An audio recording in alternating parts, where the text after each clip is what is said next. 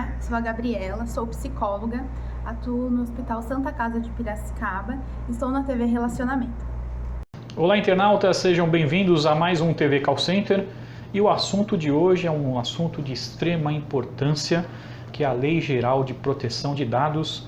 E hoje nós vamos receber uma especialista no assunto. Isso e muito mais agora no TV Call Center.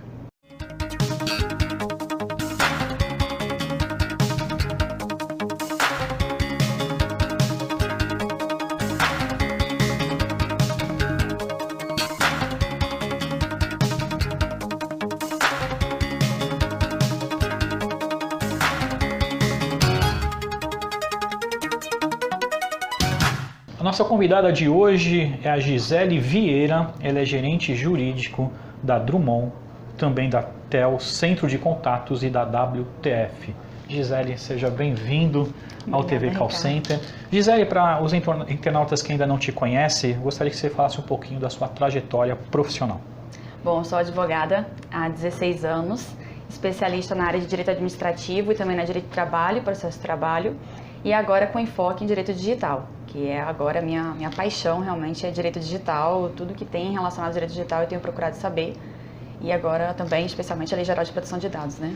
Isso, nós vamos falar bastante hoje sobre essa Lei Geral de Proteção de Dados, a famosa LGPD, né? Ela veio para proteger, obviamente, os dados, mas que tipo de proteção nós estamos falando de dados dessas empresas? Bom, isso é muito importante a gente entrar nesse ponto, porque sim, a Lei Geral de Proteção de Dados, ela protege os dados pessoais. Então é importante que a gente tenha conhecimento do que são esses dados pessoais, que é justamente o que a empresa precisa conhecer, o que está sendo protegido. Okay. Né? Dado pessoal, a gente tem como tudo aquilo que identifica ou é capaz de tornar identificável determinada pessoa física. Então, dados pessoais conhecidos que são RG, CPF, nome, endereço, isso já é realmente comum, né, do conhecimento comum, que são dados pessoais. Mas a lei trouxe um conceito que a gente chama de expansivo. Então, tem dados pessoais que até então a gente não tinha como dados pessoais, que são dados de localização, que aplicativos hoje têm um armazenamento histórico, né? Vias de endereço eletrônico, que tem e-mail, endereço de IP, testemunhas de conexão, que são os cookies, também são dados pessoais. E tem uma outra figura que são os dados pessoais sensíveis, que esses têm uma proteção ainda um pouco mais acentuada pela legislação, que são aqueles dados que podem direcionar um tratamento até discriminatório, dependendo do que é a finalidade daquele armazenamento do dado, né? Então tem orientação sexual, orientação filosófica, religiosa, dados genéticos, dados relacionados com a saúde, tudo isso é dado pessoal sensível. Então, todos esses dados são protegidos pela Lei Geral de Proteção de Dados. Eu vou azeitar um pouco aqui, fazer umas perguntas capciosas, porque o nosso internauta, ele se vê muito, né? Os seus dados circulando por aí. A gente vê muita matéria aqui em São Paulo, né? Quando você vai no centro de São Paulo, na famosa Santa Efigênia, você compra CDs, né? Com os últimos impostos de renda de clientes, né? Muitas vezes essas empresas de telemarketing utilizam para fazer vendas, né? Empresas de cobranças muitas vezes adquirem, né, esses tipos de dados para ter a localização. Uhum. Você acredita que com essa lei de proteção de dados isso tende a inibir ou diminuir essas ações? A ideia é realmente eliminar isso, tá? Porque a Lei Geral de Proteção de Dados é uma lei tida como a mais agressiva hoje no ordenamento. Ela não entrou em vigor ainda, ela está com previsão de entrada para agosto de 2020. Inicialmente era fevereiro, mas medida provisória do final do ano passado estendeu em mais 6 meses para as empresas se adequarem. Então, previsão de entrada em agosto de 2020. A ideia é que a partir de então, toda e qualquer violação dos dados seja tida como uma infração sujeita à penalidade, e as penalidades realmente são muito severas. Que bom. O que a lei considera como tratamento, né, de dados pessoais, num contexto geral? Pois é, quando a gente fala de tratamento, a gente pensa em edição. Só que tratamento é muito mais do que isso. Da coleta à eliminação, incluindo o armazenamento, tudo é tratamento. Então, coleta, acesso, recepção, distribuição, arquivamento, controle da informação, transmissão, recepção e a própria eliminação. Tudo isso é tido como tratamento de dados. Tudo isso tem que, para se fazer, tem que observar a Lei Geral de Proteção de Dados a partir de agosto de 2020. Agosto de 2020. Mas quais as ações da LGPD ela quer de fato proteger? Que tipo de proteção ela quer fazer? Todo caminho que for feito com os dados, ela quer entender que não só visualizar esse caminho que for feito com os dados para que o titular saiba onde estão os dados dele, né?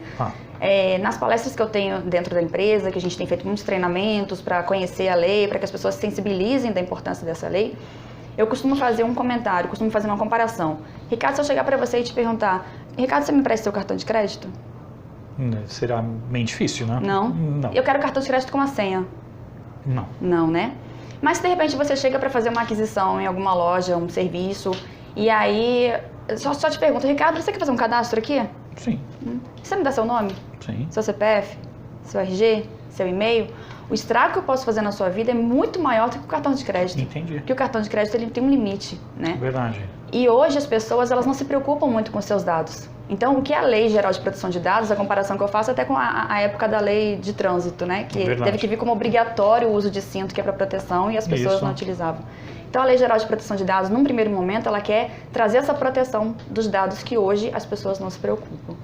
Bem interessante. Então, se estando numa dessas ações que você mencionou, né? Da coleta, da recepção, da distribuição e armazenamento desses dados. É possível entender como legítimo o tratamento de dados passando por esse ciclo? Não. Existe uma regra geral da lei que é o consentimento. Então, como regra geral, o titular dos dados, que é aquela pessoa física que é a detentora daqueles dados, ela tem que consentir, ela tem que dar autorização para que aqueles dados sejam tratados. Lembrando que tratamento não é edição, é desde a coleta até a eliminação. Então, se o titular não der o consentimento de regra geral, não tem legitimidade aquele tratamento de dados. Existem algumas exceções que a lei prevê. No caso de proteção à vida, cumprimento de uma obrigação legal, execução de um contrato, proteção à saúde, essas hipóteses são tidas como de exceção. Se a empresa não tiver em nenhuma dessas exceções, a empresa, eu digo assim, na verdade, a pessoa, tá? Porque a lei se aplica a todos em geral. São raras exceções. Se não estiver numa daquelas exceções, de regra tem que ter o consentimento. Entendi. Como a lei de proteção para empresas, ela terá que apagar toda a base de contatos ou não? Eu tenho que, uma vez fez o cadastro, né? E eu não quero, você tem que apagar da sua lista? Um exemplo que você deu foi essa questão da venda dos CDs, né, que tem informações e tal. Se a sua base foi comprada, você vai ter que realmente se desfazer dela. Se a sua base foi adquirida, foi conquistada, aí sim você tem como manter. Como você classifica essa conquistada? A minha base? Você adquiriu os dados diretamente com o titular. Com o titular, com o consumidor. Você que adquiriu, exatamente, com o consumidor. Ou com realmente aquela pessoa com quem você teve algum contato. Entendi. Se você teve porque você comprou o mailing, porque você adquiriu aquele CD com as informações, aquele histórico de localização, você não teve diretamente contato com aquele titular, você não conquistou aquela base. E aí você realmente tem que se desfazer daquela base. Eu vou fazer mais um exemplo, né? O que a gente vê muito quando a gente entra num site, né? Para receber um artigo de um blog, alguma coisa, você coloca lá o seu e-mail e o telefone.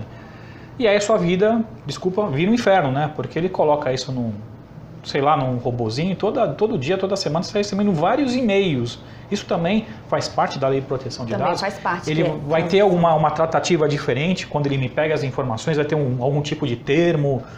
Porque muitas vezes quando você começa a receber, aí você está no e-mail, você quer ver no final lá, se você tem a opção de cadastrar. Muitas vezes não tem, aí você fica amarrado o resto da sua vida com aquela empresa, né? Como a lei dá segurança para mim, eu consumidor, a não ter esse tipo de problema? Essa onda de regulação começou no Brasil com a entrada do Regulamento Geral de Proteção de Dados, que já está em vigor na Europa, desde o ano passado. Lá se aplica não só ao bloco europeu, as empresas que estão lá, mas todos aqueles que querem de alguma forma oferecer serviços para o bloco europeu. Certo. Como as empresas precisaram se adequar lá, elas acabaram, por exemplo, Facebook, Google, tiveram que se adequar para a lei geral, para o Regulamento Geral de Proteção de Dados, que é da Europa, tiveram que fazer adequação na plataforma para atender a lei de lá, então eles fizeram de modo uniforme para todos. Então isso repercutiu no Brasil. As pessoas já conseguem identificar e-mails, notificações no aplicativo com um novo termo de adesão, que é justamente já com um novo consentimento. Ótimo. Inclusive todas essas informações, todas essas autorizações já vem nesse novo termo que é para atender a lei europeia. Mas agora com a lei brasileira também a gente vai ter que fazer essas adequações.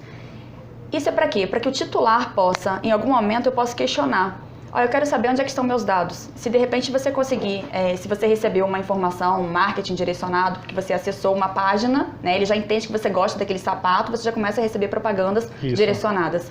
Você vai ter o direito de perguntar de onde que ele teve acesso ao seu dado, como está armazenado, quem passou para ele, para onde que ele passou esse dado. Você vai ter o direito também, inclusive, de pedir a eliminação. Ó, eu quero que você tire da sua base de dados. Perfeito. Os meus dados pessoais, porque eu não te dei autorização. Então, tudo isso vai conferir ao titular maior transparência de onde estão os dados, como estão sendo armazenados, o que está sendo feito e para onde que eles estão indo. Então, esse tipo de direcionamento vai ficar bem complicado. Isso é bom, ótima notícia. Em que situações, então, a empresa está autorizada a tratar os meus dados pessoais? Primeiro, como eu falei, a questão do consentimento. O consentimento. Só que o consentimento ele tem que ter uma finalidade específica. Eu não posso simplesmente pedir para você me dá o consentimento, você me dá autorização para que eu trate seus dados, você vai ter que perguntar para quê. Então, se eu não te falar para que eu quero seus dados, Entendi. Você vai ter que perguntar para quê. Entendi. Então, o consentimento, como regra geral, mas ele exige uma finalidade específica. Aí tem a questão de para cumprimento de uma obrigação legal. Então, você, para sua instituição bancária, ela vai ter que exigir o seu consentimento para tratar seus dados. Mas, por exemplo, o Banco Central, que ele tem uma obrigação legal de ter acesso a essas informações, ele não precisa do seu consentimento. Tá. Então, afasta a necessidade de consentimento. Para uma execução de um contrato, questão de trabalhista, né? Você precisa ter aqueles dados, você precisa armazenar aqueles dados. Então, de regra, o ideal é ter o consentimento para estabelecer quais são as finalidades daqueles dados. Você vai ter que colocar ali para que você quer aqueles dados. Mas, sendo para cumprimento de contrato, para execução de um contrato, não pode, no meio do contrato, por exemplo, o titular pedir a eliminação dos dados da base. Porque senão vai violar o próprio contrato. A proteção à vida, a proteção ao crédito, SPC, Serasa, essas empresas todas de proteção ao crédito, eles não vão precisar do seu consentimento, porque eles estão numa outra linha, que é de proteção ao crédito. Exato. Não, deu para entender. A lei, ela é bem ampla. Bem ampla. Ela tem aí especificações, tem as suas exceções que você acabou de mencionar, e exemplo disso é a segurança pública, a defesa nacional. Se de fato, né, quando você fala da segurança pública, da segurança privada, né? Se você realmente não tiver essas exceções, realmente você para o país, né? Como você mencionou, né? Você tem uma lei trabalhista, né? Você tem que fazer uma ação, né? Você tem, por exemplo, a parte de veículos, você tem que fazer uma busca e apreensão, né? Um inadimplente. Se você protege, né, o mal pagador, porque você não vai ter informações dele, realmente seria um caos para o Brasil. Então, essa parte de exceções está sendo muito bem aplicada, né? Não vai, em nenhum momento nós vamos incentivar a um mal pagador, a alguém que tem problema na justiça, protegendo os dados dele a ponto de ninguém achá-lo. Não vai chegar nesse ponto, né? Não, só são 3 hipóteses de exceção para não se submeter à Lei Geral de Proteção de Dados. Que é no caso de segurança pública. Na verdade, assim, quando se tratar de pessoa de direito público, para fins exclusivos de segurança pública, segurança do Estado ou investigação de infração penal, pessoa natural sem fins lucrativos e, no caso de trabalhos acadêmicos, de pesquisa, jornalístico, aí sim não submete à Lei Geral de Proteção de Dados. Então, até aquela pessoa, por exemplo, que vende perfume, que vende doce, se ele tiver um caderninho, que ele faça lá o nome das pessoas que pagam, coloca o telefone para uma eventual cobrança, o valor, ele está fazendo de alguma forma um armazenamento de dados. Então, se é uma pessoa física com fins lucrativos, ela tem que se submeter à Lei Geral de Proteção de Dados. Ela realmente é bem ampla. É bem ampla, né? Você mencionou que na Europa isso já começou, já. No ano passado. E como é que, não sei até onde você pode nos passar, como é que a Europa hoje está, da implantação até agora, com essa lei de proteção? Como é que o consumidor e as empresas estão lidando com todos esses casos, né, que você está mencionando? Na Europa entrou em vigor em maio de 2018. Já faz um tempinho. Já tem um tempinho. No primeiro dia, 2 grandes empresas já foram multadas. E a multa lá é bem expressiva mesmo. Aqui também é. Mas lá a multa pode chegar até 4% do faturamento anual da companhia, ou 20 milhões de euros, o que for maior. O que for maior. Então, ótimo. A ideia é de que realmente a penalidade seja bem severa para que não se repita. Desde então, estima-se que 100 mil novos empregos foram criados para justamente fazer essa adequação das empresas, de catalogar os dados, identificar onde está a sua base de dados.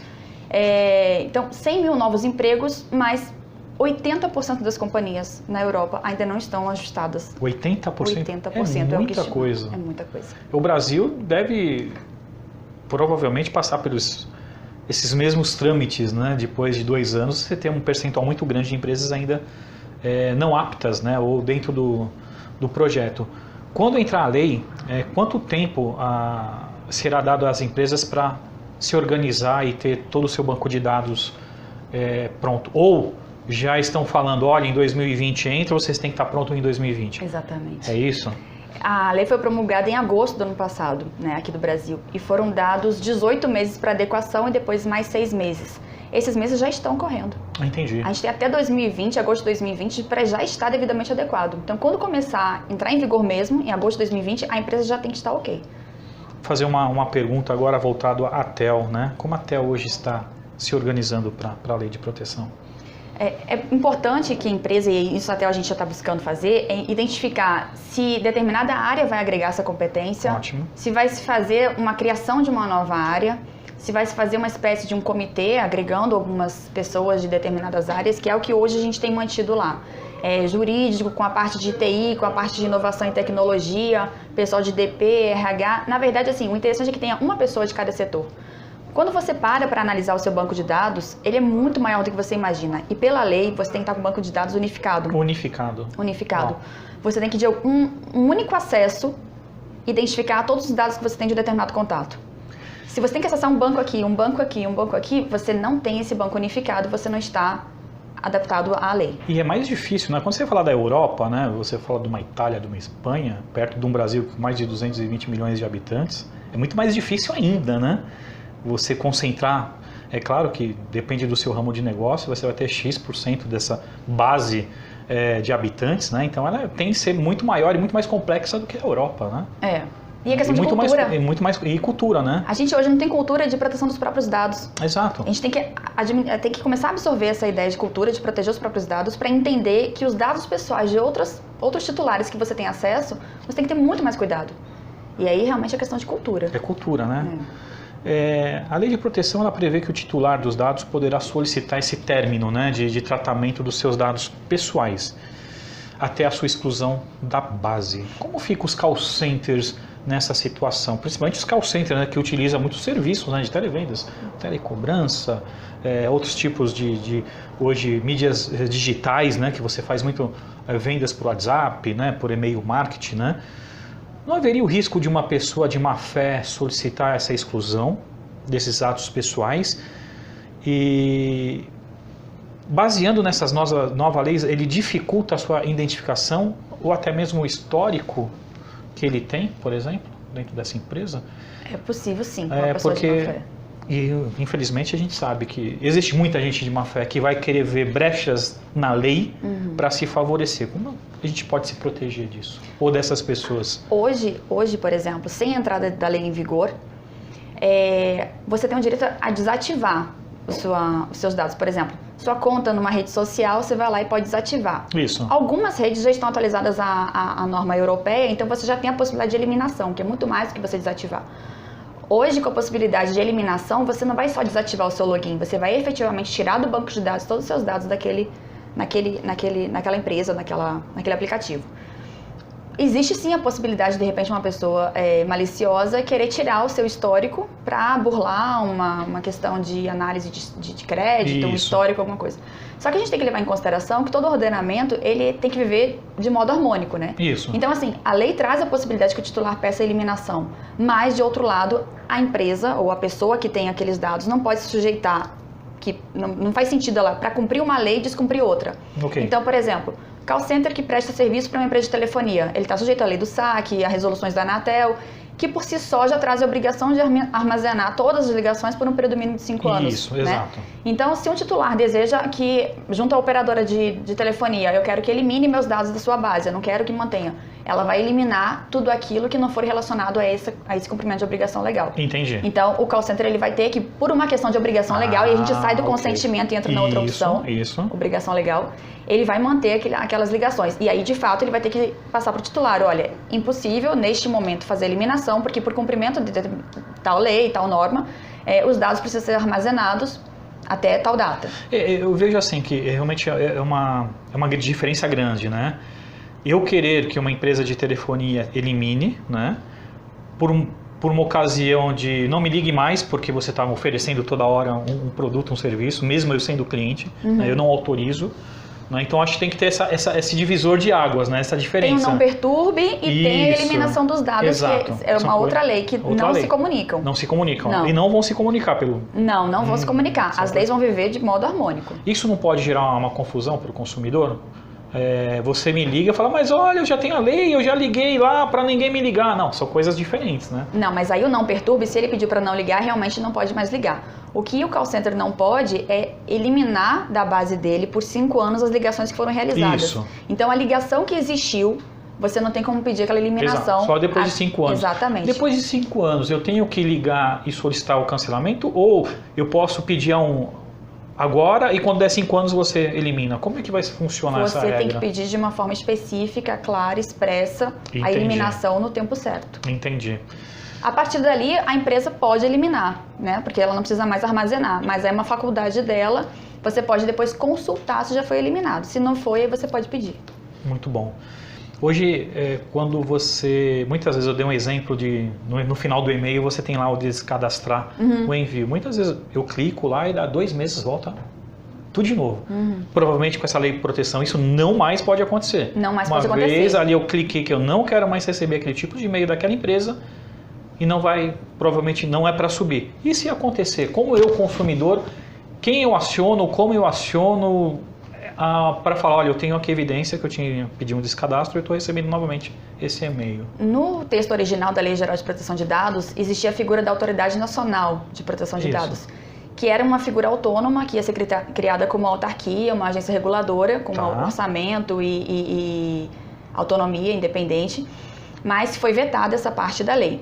Posteriormente, veio a medida provisória 869 no final do ano passado, que criou a Autoridade Nacional de Proteção de Dados, mas agora vinculada, é um órgão vinculado diretamente à Presidência da República. Tá. Então, qualquer situação de fiscalização, de supervisão, de alegação de violação, tem que ser reportada à Autoridade Nacional de Proteção de Dados, a ANPD, que fica vinculada agora diretamente à Presidência da República. Perfeito. No Brasil, aquela multa que da Europa pode chegar a 20 milhões de euros. Aqui, a multa é de 2% sobre o faturamento anual da empresa, ou 50 milhões de reais. Aqui é no limite de 50 milhões, então é o que for menor.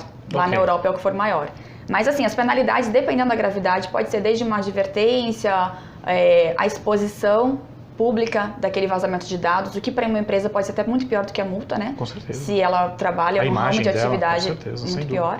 E tem a questão da multa. Então, assim, tem várias penalidades previstas. Hoje, como eu falei, é a lei que é tida como mais agressiva em relação às penalidades, porque a ideia é que se tenha a sensibilidade de que dado pessoal tem que ser tratado com muita cautela. Existe uma lei aqui em São Paulo, que aí já foi revogada na década de 90, que todos os carros tinham que ter aquele kit de primeiros socorros. E quem paga é o consumidor, né? Numa lei de proteção, quem paga é a empresa para se adaptar, colocar servidor, contratar pessoas. Como é que fica a empresa se não tem condições financeiras? O governo incentiva, vai dar algum tipo de suporte? Como é que vai ficar essa parte de custo, né? Porque é o sensível, né? Quando você fala de call centers, principalmente, você precisa ter banco de dados valiosíssimos, poderosos, né? E também profissionais de alto gabarito para mexer, né? Como você mencionou, vai ser uma base unificada. Quem vai subsidiar esse investimento? Até o momento não tem nada mencionado de subsídio, não. Nada. Cada empresa, e isso é uma das etapas realmente de construção da sua parte de proteção de dados, tá? Primeiro você identificar o seu banco de dados, classificar, gerar os consentimentos daqueles titulares, gerir os consentimentos, e uma das etapas realmente é você considerar o orçamento. Para cumprimento da norma, uma das etapas é você considerar o orçamento. Porque tem a questão da tecnologia que você vai ter que investir, as pessoas, a organização. Então, não tem como correr do orçamento. Você mencionou que na Europa houve mais de 100 mil novos empregos. Você acha que para o Brasil isso pode acontecer ou por esses gastos pode, na verdade, ter redução de quadro de emissões porque eu tenho que investir em tecnologia e eu não tenho como manter o meu orçamento, então eu vou ter que demitir, ajustar o meu quadro de profissional. Como é que você vê essa Não, eu não acredito em redução de quadro não, porque justamente a ideia é potencializar, é você potencializar as competências do que você tem de quadro de pessoal. As pessoas que você tem hoje no quadro são extremamente importantes porque elas conhecem os seus dados. Se você se desfizer de parte do seu quadro por uma questão de tecnologia, e aí você realmente ajustar os custos, você fatalmente vai acabar perdendo profissionais que podem colaborar nessa organização de dados. Então, neste momento de ajuste, eu não vejo como um dos caminhos a redução de quadro, não. Você falou sobre os ajustes, né? E a empresa que não se ajustar a essa lei, o que vai acontecer com ela? Ela está sujeita à multa a partir do primeiro dia de vigência da nova lei. Hoje nós temos já uma equipe que vai conseguir fazer esse tipo de auditoria, vistoria das empresas para saber se ela está dentro ou não da lei depois desse prazo? Como é que vai ser a fiscalização? Na lei só existe a menção à Autoridade Nacional de Proteção de Dados, que fica vinculada diretamente à presidência, mas não se tem notícia ainda da criação efetiva dela, né? De já destacar os servidores, criado uma equipe. Até então não se tem notícia disso, mas é possível que sim. E num primeiro momento eles ajam por provocação. Ou de titulares que tiveram os dados violados, ou até, de repente, de situações que ocorreram e foram divulgadas. Ou seja, o consumidor, num contexto geral, ele vai ser o fiscal da lei. O fiscal mesmo. Olha, eu estou ligando lá para XPTO e elas não tiraram, estou recebendo informações, meus dados estão explícitos numa base. Provavelmente nós, né, seremos, né, o fiscal, né, de realmente ajudar que a lei, de fato, ela venha e funcione. Né? De iniciativa do órgão, eu acredito que seja para as grandes empresas. Sim. Num primeiro momento é capaz de o órgão atuar diretamente nas grandes empresas. Claro. Mas para as pequenas e para as pessoas naturais com fins lucrativos, realmente por provocação dos consumidores. Qual o primeiro passo que essas empresas elas devem tomar para começar a entender e atender essa legislação de proteção de dados? Eu acho que a primeira coisa é um bate-papo. Como a gente está vendo aqui, dentro da empresa. Dentro da empresa. Dentro da empresa. Os clientes internos precisam entender a necessidade de adequação. Eles precisam entender a necessidade de proteção dos dados próprios e então dos dados que eles têm acesso, dos clientes internos, dos clientes externos. Porque quando a gente fala de dados dentro de uma empresa, a gente está falando dos dados dos próprios empregados, a empresa vai ter responsabilidade sobre os dados dos empregados, os dados dos clientes, que ela tem acesso, os dados dos fornecedores. Então, todos esses dados precisam de alguma forma estar devidamente armazenados, catalogados, classificados e, a partir daí, um trabalho realmente de equipe. De equipe mesmo. Toda a empresa tem que estar envolvida nisso. Hoje nós temos grandes empresas de companhias aéreas, de seguradoras, que já fazem o trabalho em home office. Mas essas empresas têm mais de 1.000, 2.000 pessoas trabalhando em casa. E não tem ainda a lei de proteção de dados. Você acredita que a lei de proteção de dados, de alguma forma, ela pode impulsionar mais, dar mais segurança para que você tenha pessoas trabalhando em casa? Alguma associação?